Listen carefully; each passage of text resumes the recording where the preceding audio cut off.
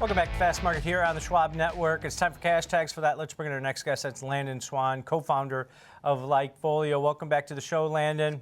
Thank you, Tom. It's great to be here. Hey, Kevin. All right, so red across the board. Google Alphabet's only down about 3% today, so outperforming some of the other Mag 7 names for sure. But this thing has just been in a death spiral over the last 2 or 3 months here, Landon. Do you guys have data that maybe supports the fact that, hey, it's run too far too fast to the downside? Maybe. I mean, if you zoom out, look at, 2.5 years, this thing has doubled in the last 2.5 years. But of course, nobody's thinking like that. You got to look at what it's done recently, which has been pretty painful. I mean, right before that last earnings report, they're trading like 205, 210, somewhere in there. They had a narrow miss. They reported slower growth in search, YouTube, services. Everything, grew slower than expected. The cloud is actually their cloud products are doing well. They're plus 30% on a year-over-year basis. But yeah, I mean, 207 looks great when you're looking at 152 right now. So you're wondering what's happened here.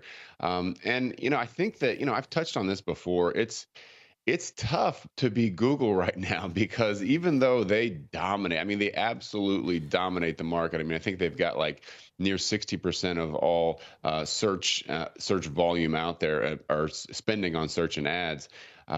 They've also got a bit of a problem with AI because a lot of what we're seeing is people are, when they want an answer to something, they used to go to Google, but now you can go to GPT or something similar and just get that answered. Now, I will point out here, as this chart shows, GPT surpassed Bing back in September of 24 as more people, going there, but they're still a long ways off. This chart is not to scale. That's half a billion for GPT and 16 billion for Google.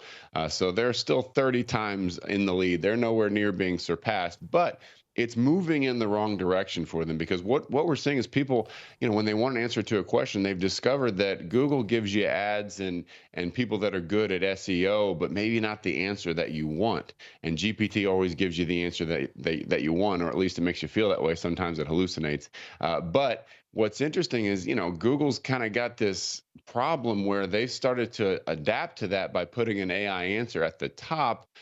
But that's creating a click problem for them because when you go to Google and ask a question, you either get the answer that you're looking for in the AI and you don't need to click on something, which is what they need you to do. They need you to click on things so they can make money, or their AI didn't answer it well enough, so you go somewhere else and you leave them and go to GPT or somewhere else. So they've got a tough situation here. However, as I always point out, they've got such a lead on the user base side that if they can solve this problem, they're good to go. And this is going to look like the steal of a century at $150 sometime in the future. I do like in that last quarter, they talked about, I think some people were disappointed in the fact that they're projected to spend 75 billion this year instead of the 59. So they're spending more than people had anticipated. I like that. I think they need to make a big investment into technology and AI and to make sure that GPT may have surpassed Bing, but they won't come close to Google, right? That's the goal that they've got to have. The naysayers are saying that, this is the next Kodak. It's gonna go away as technology just completely makes them irrelevant. But the difference here is that they've got such a dominant user base that even if they get, just eaten away at little by little over the next year, if they all of a sudden solve it, then the problem goes away pretty much instantly because they've got that. They don't have to get adoption. They've already got adoption. They've got the user base built in. So, the data that we're seeing is, yeah, it's slowing down a little bit, but overall, this could be a good buying opportunity if you believe in the company's ability to adapt. I think they have that ability. They have to see this as a threat. They have to have seen what's going on with their clicks and the AI, beating them at their own game. I don't know what the solution is from a technology perspective, because Google wants people to go on there and search for something, click on a couple ads, and get paid. You're paying Google that way, but that's not what the people want. So now they've got to solve this problem. I don't know what the solution is. I think that they'll get there. They're going to lose some of their lead in the process, but once they solve it, they're good to go. Landon, Tom, I think Google needs a new PR firm. That's what I think more than anything else, because very quietly, Gemini is now in search. Gemini is now in the Android. Gemini is now in Gmail, and they're slowly but surely, bringing it out. But no one really, very few people. There's no hype about any of it. They've got 125 billion in operating cash. Google Cloud is now profitable and gaining some market share on AWS, doing extremely well. Obviously, we didn't even talk about YouTube and how that's starting to take over cable or streaming. I guess it's not cable. So I think Google has their finger on the pulse of a lot of key areas of the U.S. economy. They just need to let people know it's the cheapest valuation of the Magnificent Seven by a long shot now. I read an article, it was a 17 forward PE yesterday before today's sell-off. So it's even cheaper today, guys. So I think they've got a PR problem, I think, at Google Alphabet. Landon, your thoughts? Yeah, I mean, it is incredible to see what the PE ratio has come down to. And it kind of reminds me of that old saying, when everybody's greedy, be fearful. When everyone's fearful, be greedy. We're getting to that second stage. I mean, everyone is worried about, how the tariffs are going to affect everything, selling everything out, throwing the baby out with the bathwater.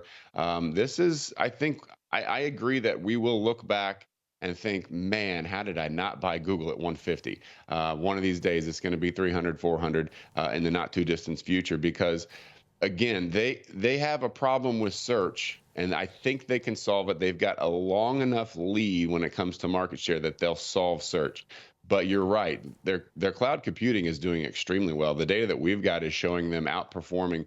They're actually plus 30% on web visits, where AWS and Azure are down on the year. So I'm sorry, plus 7. 30% was their revenue.